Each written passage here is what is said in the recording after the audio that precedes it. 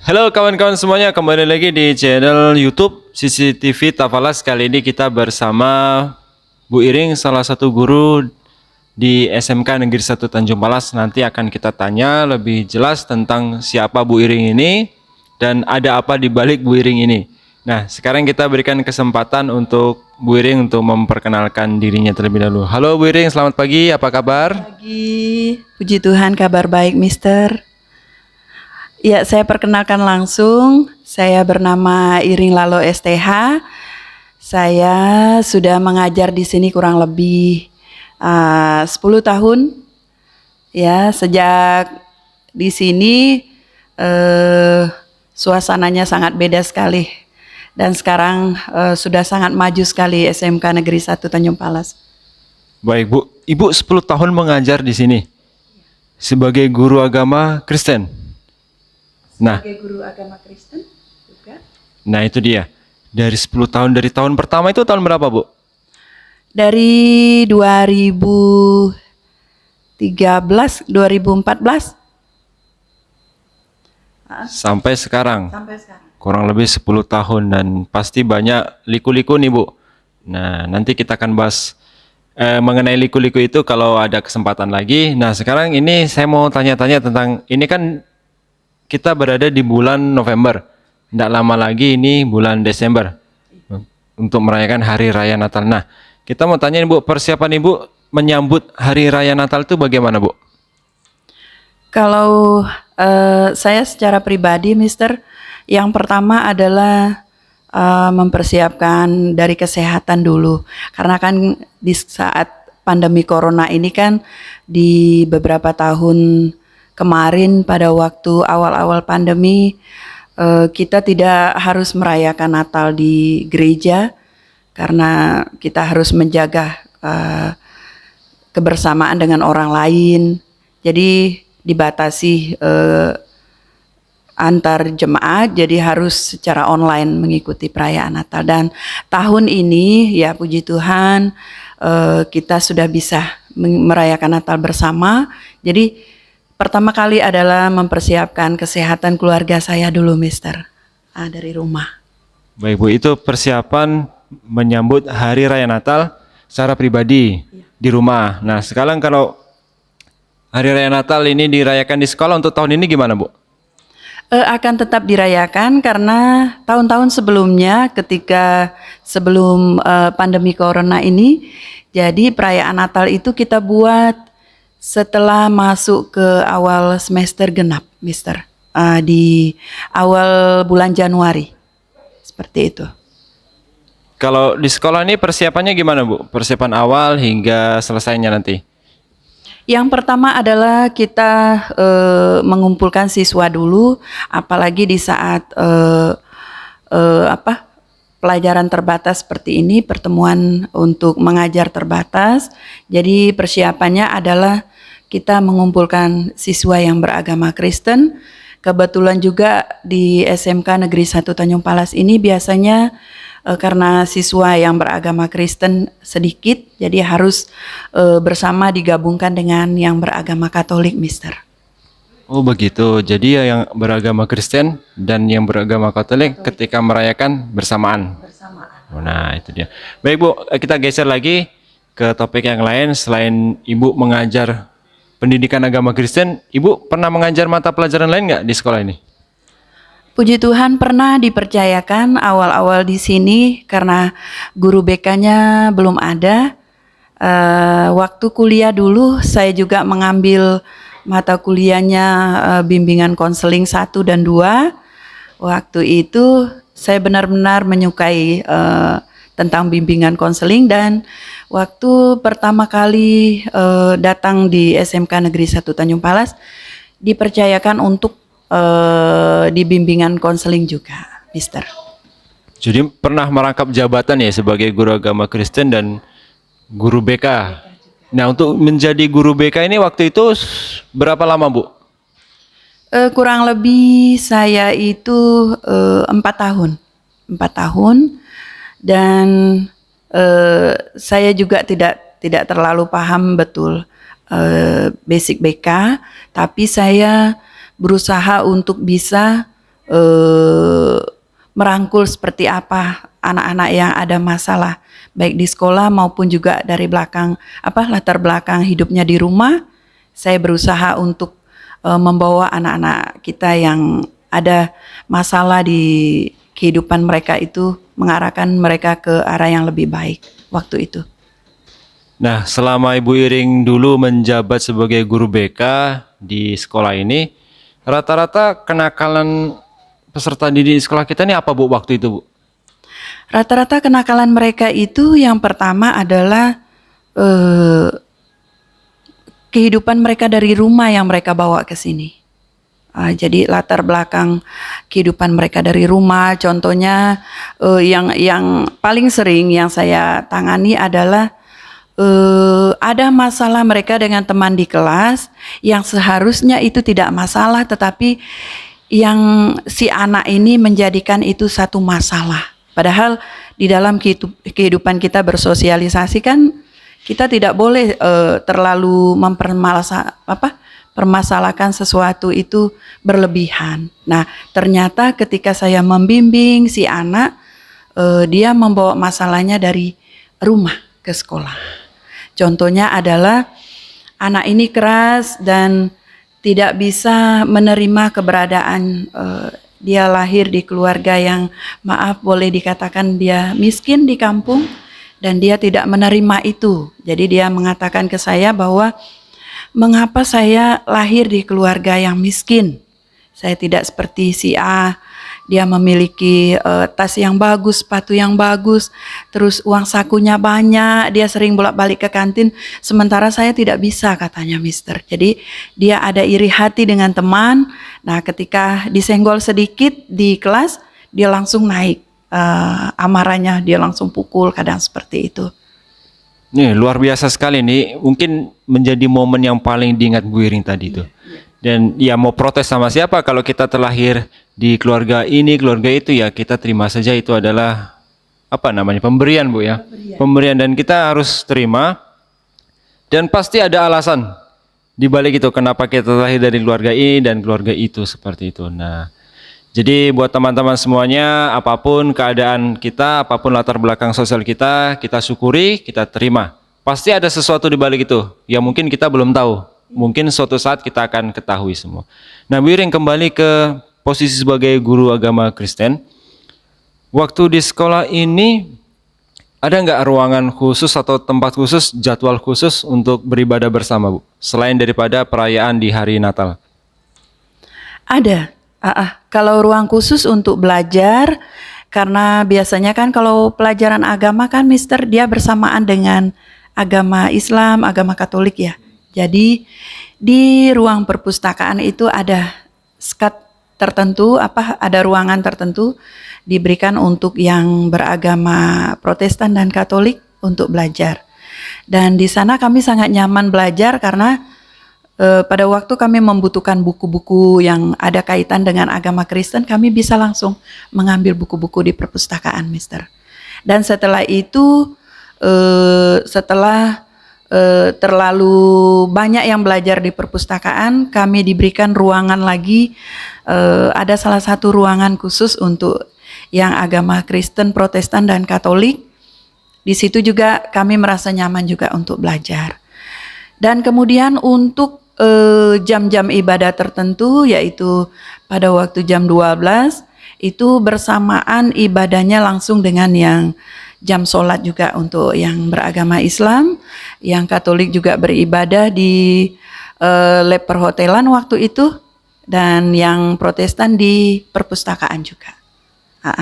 Sangat nyaman sekali, Mister, untuk beribadah bersama-sama. Ya, itulah dia. Kita kalau beribadah sama-sama, yang agama Kristen dengan agama Katolik itu pasti kalau kita lihat dari luar nih, wah, sejuk di hati gitu. Apalagi kita yang beragama Islam, dengan siapapun yang dari suku bangsa manapun, kalau kita ibadah sama-sama tuh rasanya sejuk dan kayaknya nggak akan ada masalah. Nah, Bu, kita bicara masalah guru. Ibu kan nih guru tunggal nih, guru agama Kristen tunggal di sekolah nih, kurang lebih 10 tahun.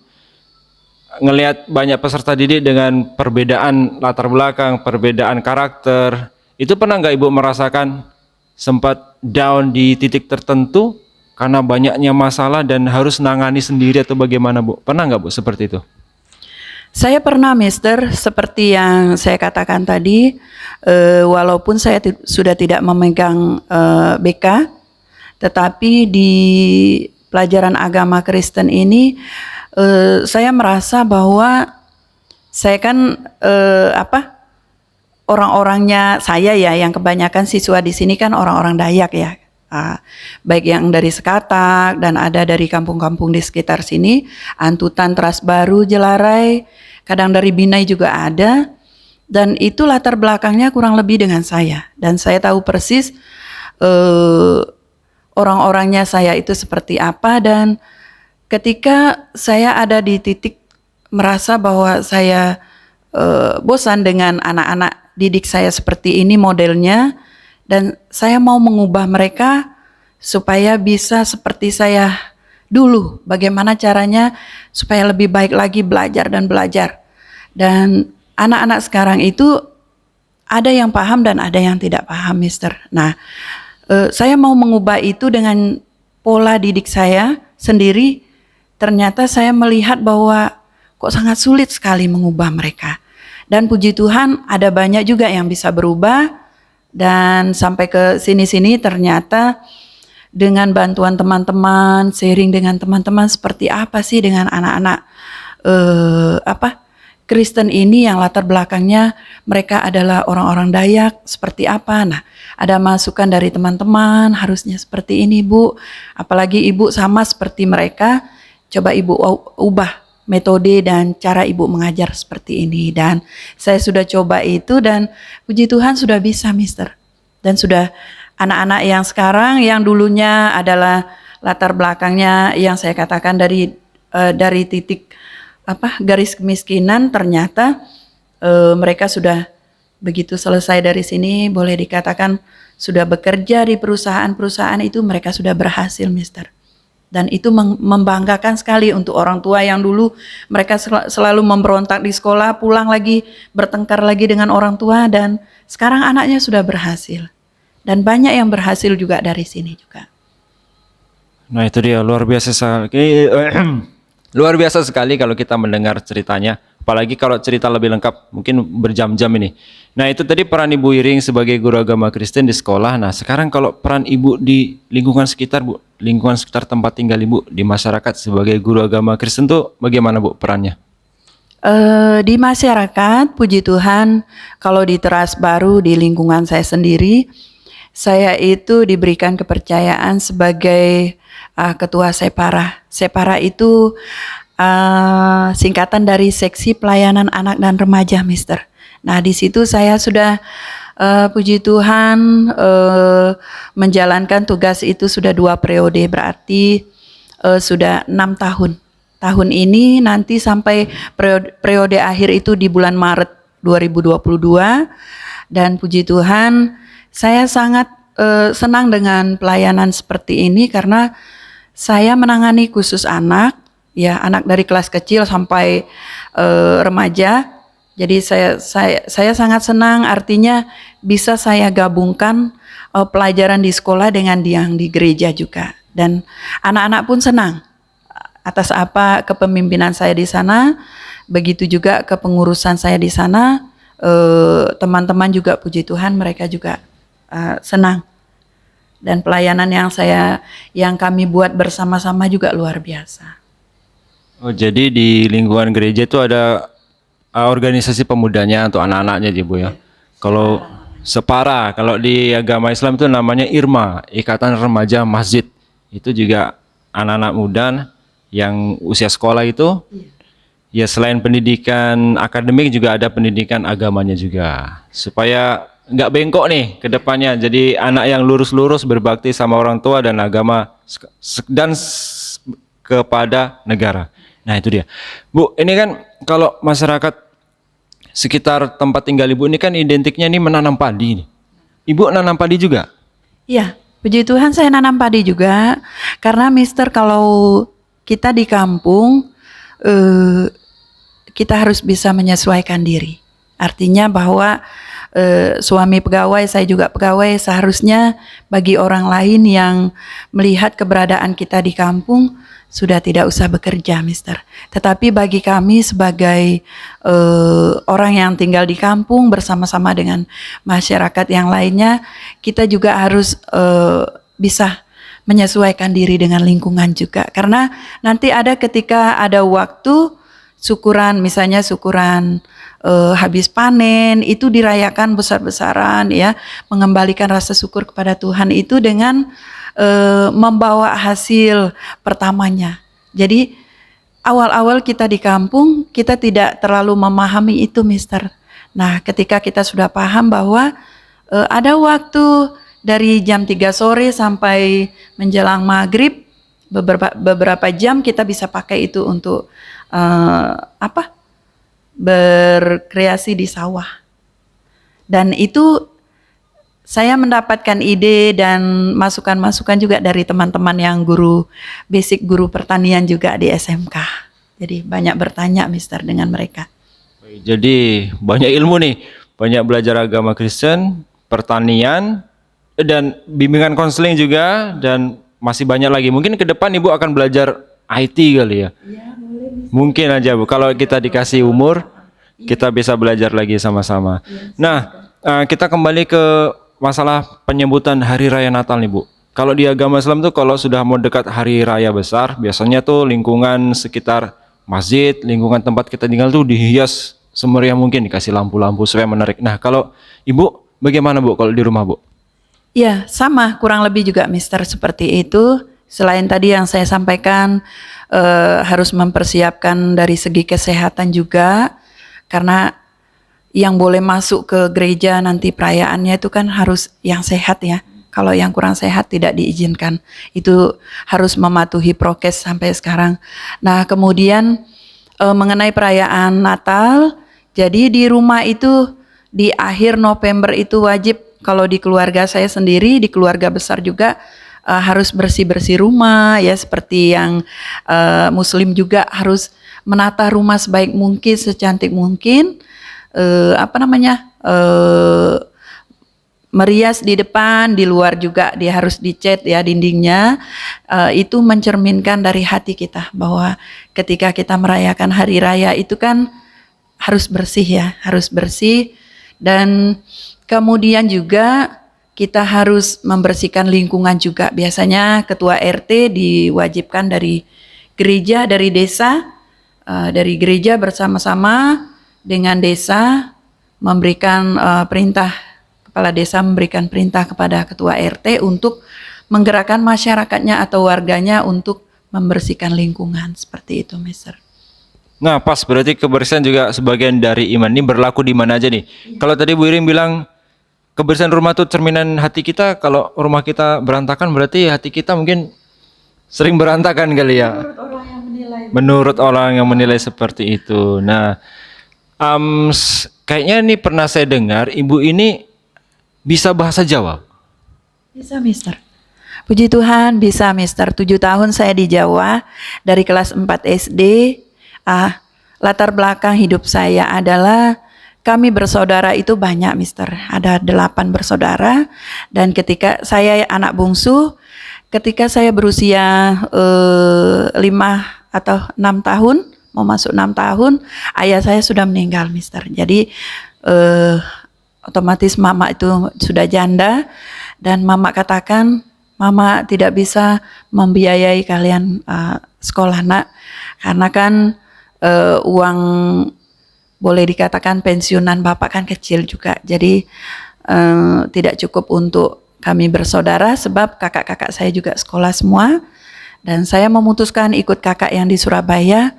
Kakak itu tepatnya kerja waktu itu di PT Sumbermas Gresik. Jadi sudah lama, sudah belasan tahun kakak kerja di Sumbermas Gresik, dan saya ikut di sana dan saya sekolah di sana, Mister.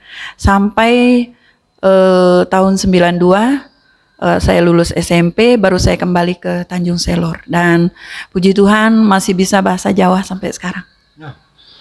7 tahun tinggal di lingkungan di Gresik, di lingkungan yang bahasanya kental dengan bahasa Jawa nih.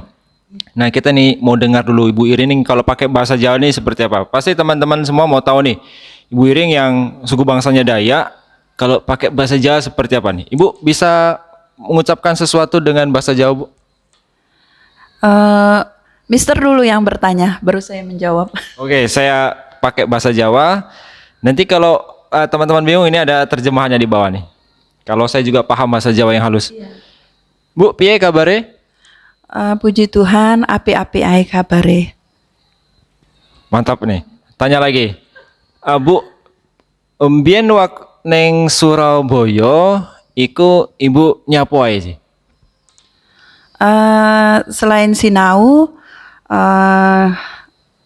melaku nang Surabaya, nang Tunjungan Plaza, melaku nang Pasar Turi. Selain sekolah nih kono kerja apa Ibu? Kerja sampingan pernah nggak? Ora kerja, Mister.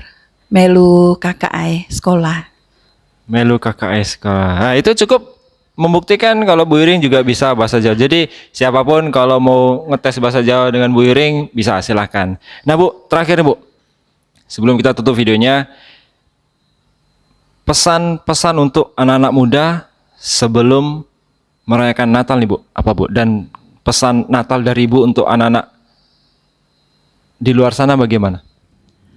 Iya, pesan saya adalah untuk anak-anak muda secara keseluruhan, siapapun yang menonton video ini adalah mari mempersiapkan hatimu untuk menyambut kedatangan Sang Juru Selamat, merayakan Natal bersama dengan keluarga, khusus untuk anak-anak SMK Negeri 1 Tanjung Palas. Mari bergabung bersama kita untuk merayakan Natal di SMK Negeri 1 Tanjung Palas.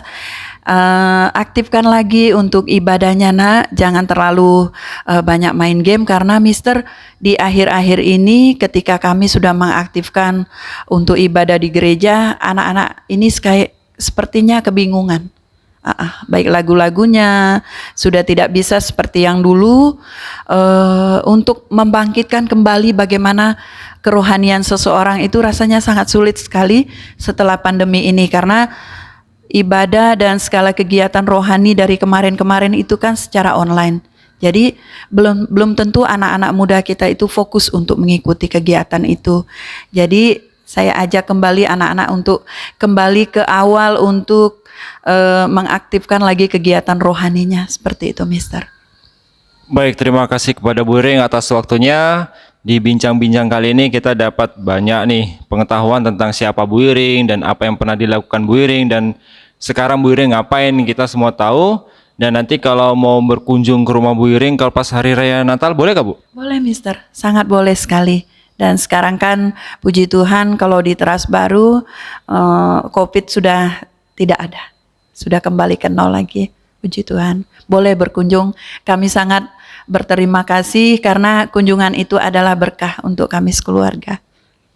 Baik Bu, insya Allah nanti kita akan berkunjung dan kita juga akan menjaga kita kenakan masker, kita tetap menerapkan protokol kesehatan. Nah itu dia wawancara kali ini dengan Bu Iring Lalo, guru di SMK Negeri 1 Tanjung Palas. Selamat pagi dan kita jumpa lagi di episode selanjutnya.